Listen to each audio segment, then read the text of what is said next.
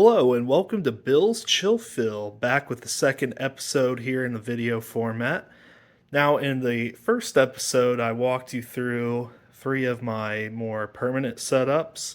Those setups where you'll start off with your central hub, the central receiver that receives the audio from all the other consoles. Whereas today, as you can see by the devices laid out here on the table, this episode's going to focus more on portable ways to listen to music. So, what I'm going to do is I'm going to just walk through each of the devices that are laying here on the table and just talk about some of the different features. All right, so this first device that we're going to start with is a Crosley turntable that is portable. Now, if you are wanting a serious turntable, I do not recommend one of these models because the sound quality leaves much to be desired. Um, so, the reason this is portable is because it doesn't require a preamp or a receiver for it to work. In fact, it has built in speakers on the sides here. But, like I said, they do not sound very good. Um, and the arm here is just plastic. It's pretty flimsy. And yeah, there's just not a whole lot going for it. I mean, the only advantage really is that it's cheap. I did not purchase this personally.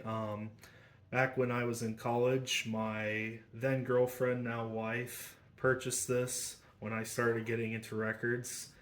And so I would listen to it sometimes when I would go over to her apartment, but it never really sounded that good. It did sound okay. Um, if you were to take the headphone jack here and then use that to plug into an aux on some other speaker system, then it would sound okay. I mean, it does also have the option to plug it into a receiver. As you can see here on the back, it does have RCA hookups, so you can do that if you really want to. I have never hooked it up to a good receiver and listened to the sound quality, but I actually plan to soon, just to hear if it's even worth keeping this thing, because so far, well, over the past decade or so that we've owned it, I've just always thought it was a piece of junk. So, with that, let's get into some other features. On the front side here, you can see that there's different options. There's radio, phono in the middle, meaning you're going to use the record player itself, and then it says line in, so I'm guessing that means you could do like aux or something through this. I don't know why you would want to, but I guess you have the option. Over here is different options for the radio if you happen to be using that. There's AM, FM, and FM ST or stereo to get more of a stereo sound for FM. There's the tuning knobs, so that would be how you'd switch from, say, 92.5 up to 96.3. I don't know. Headphone jack, volume, and this is actually like the on-off switch. I caution against using a device where the volume switch is also the on-off, but so that would be switching it on, and then you can take the volume up all the way to the max if you so desire.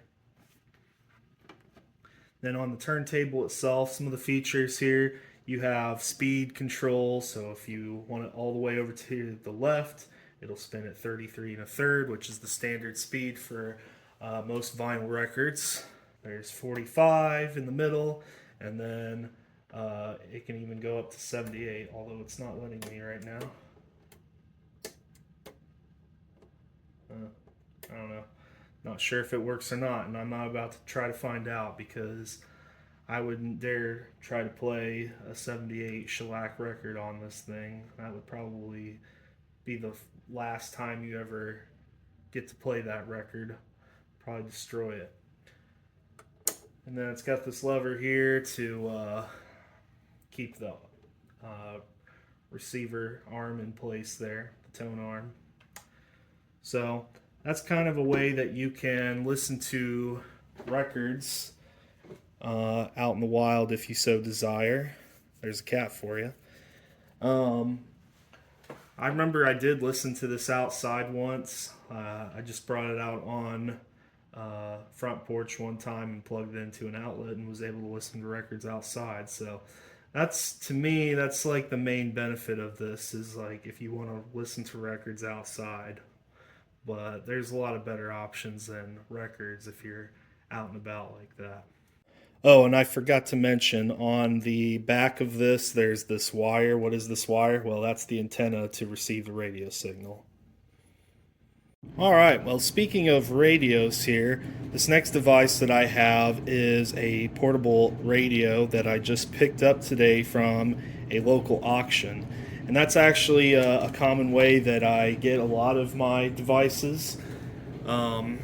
Basically, you just have to know the right website. I'm not about to advertise it here, but you just have to look up online auctions, and I find auctions near me that are within driving distance, and I browse the catalog, and if I find some vintage audio equipment such as this, I will bid on it and try to win it. I don't win all of them, but I happened to win this one and picked it up today.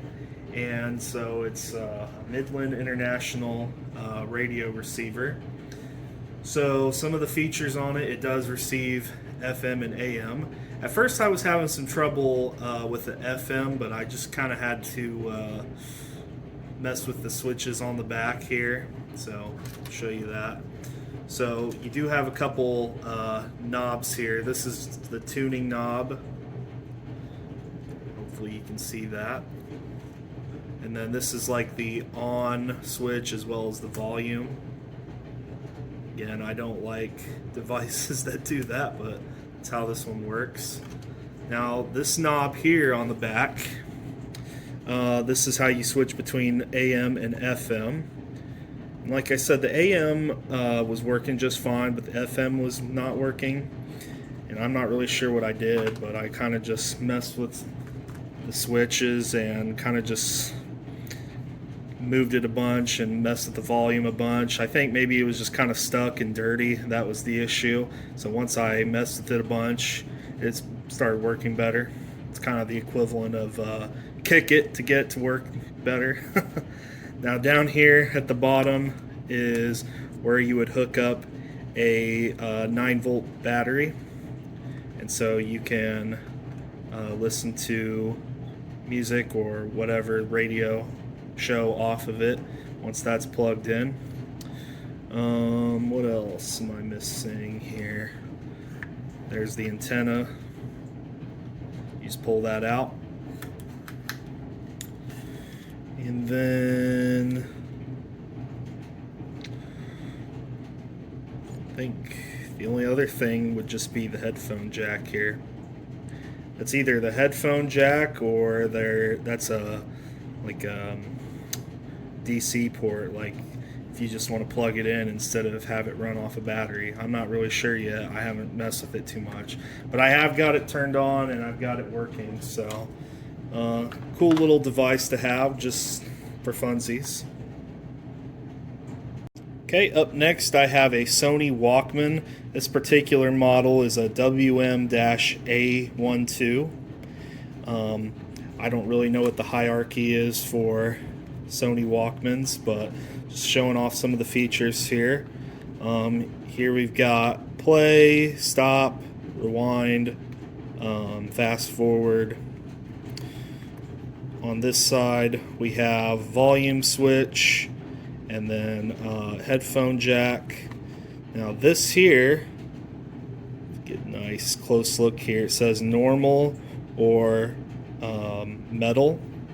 So what a lot of people don't realize is that there are different types of cassettes, and what I mean by that is like the cassette cartridge itself, like that plastic shell of it, isn't different, but the tape itself is actually made of different material.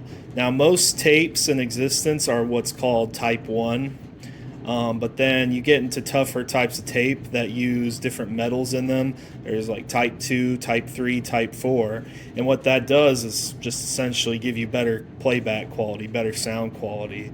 Um, Most of my tapes are Type 1s. I've never heard a Type 4 tape, but I have heard Type 2, and Type 2 is noticeably better in playback quality. I would say it's almost as good as digital. Like, I mean, that's still pretty far from digital, but I mean, it's a lot better than Type 1. Now, this particular player is not working right now. I put batteries in the back here, two AA batteries.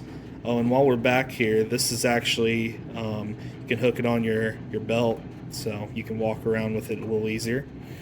But I put the batteries in it, and I put a cassette in here and closed it up, hit play, and I heard it buzzing, but when I looked at the tape itself, nothing was turning. So my first theory is that it's going to need a new belt, and I have plenty of replacement belts that I can try on it.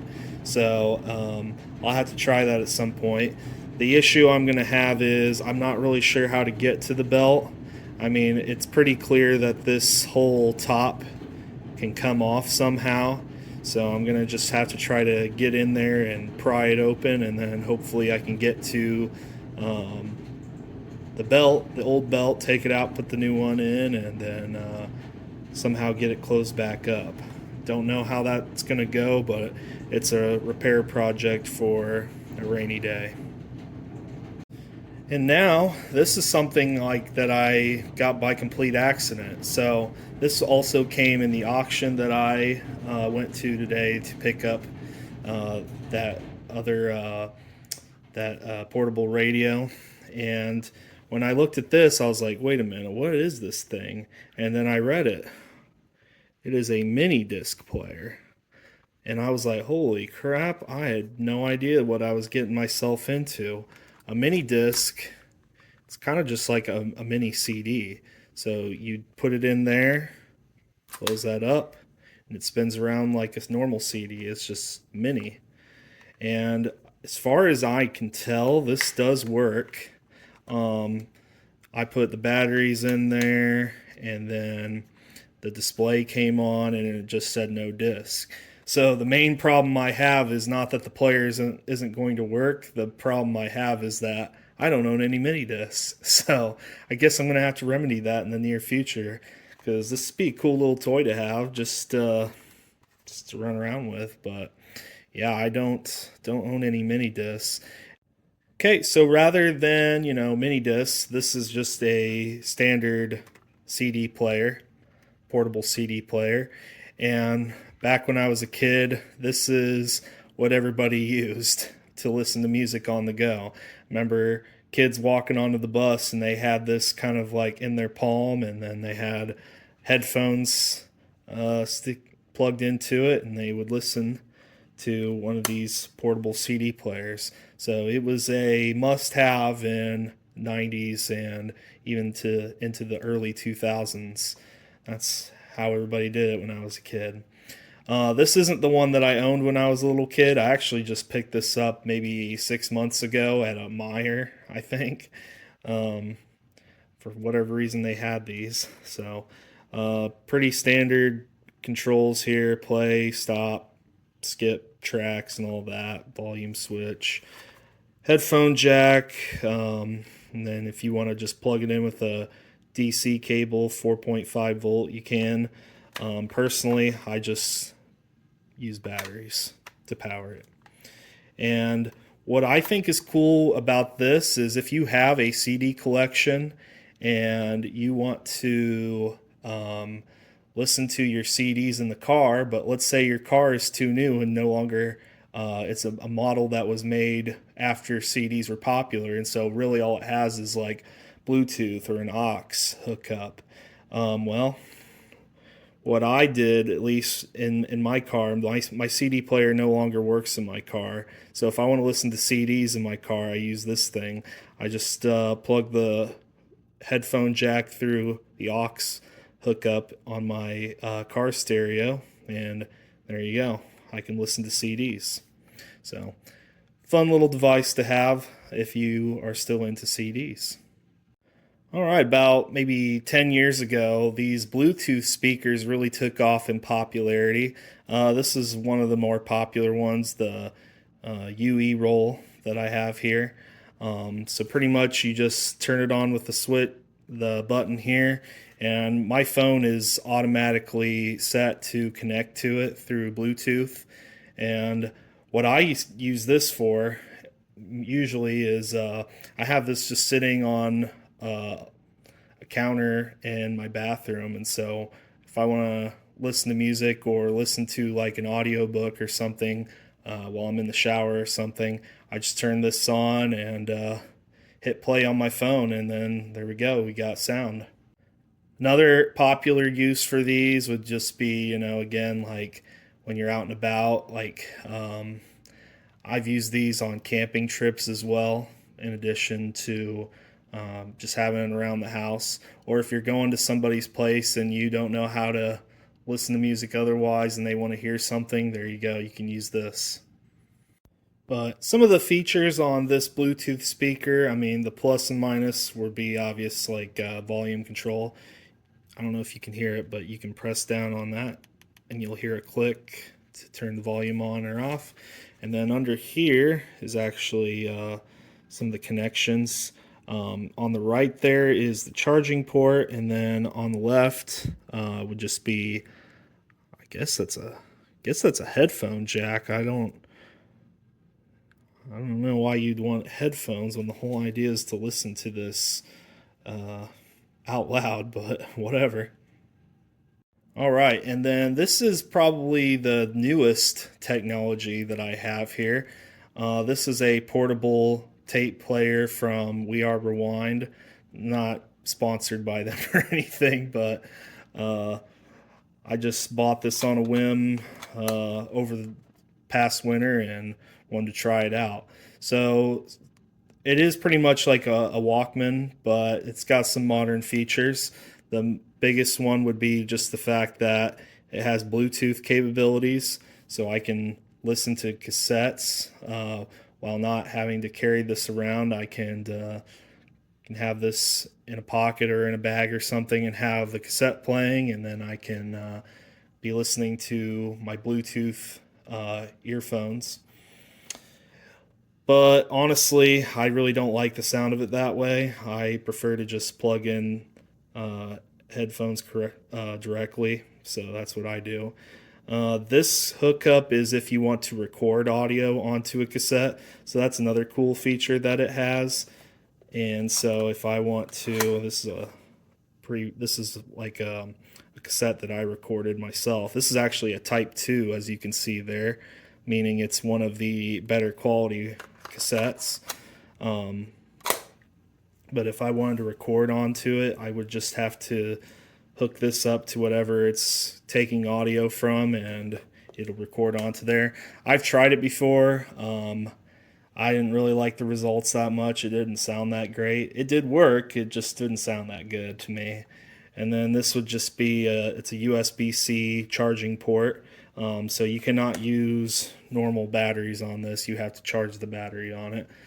Volume control, and that would be, you hold that down to push it down, it'll stay down, to record, play, that would be rewind, fast forward, stop. And why do I say the opposite here? This is rewind because the tape is starting on this side and it's moving over to this side. So if you want it to go back to the beginning, this is actually rewind. That's why the play button is going that direction. So yeah, obviously vice versa on the fast forward feature there.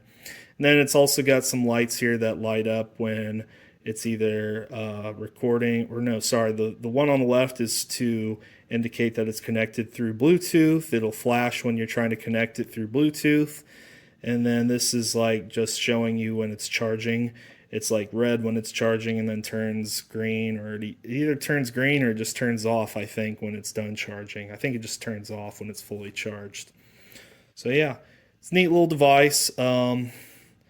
It is good for what it is. I've been told by other tape enthusiasts that Walkmans from the 80s and 90s are still a better bet, but I don't know yet. I'll have to get that Walkman working that I just acquired. So that is an overview of my portable devices. And so hopefully you enjoyed listening and learning about these devices today. Feel free to like and subscribe to the channel if you're interested in learning more about this. The idea of this is pretty much I'm a millennial, sort of trying to pass this along to Gen Z, because I'm one of the only people my age that I know that is really into this hobby to the degree that I'm into it. So I don't want I guess, the coolness of this hobby to die with baby boomers or Gen Xers. So trying to keep the tradition going here. So yeah, thanks for watching. Bill's Chill Fill.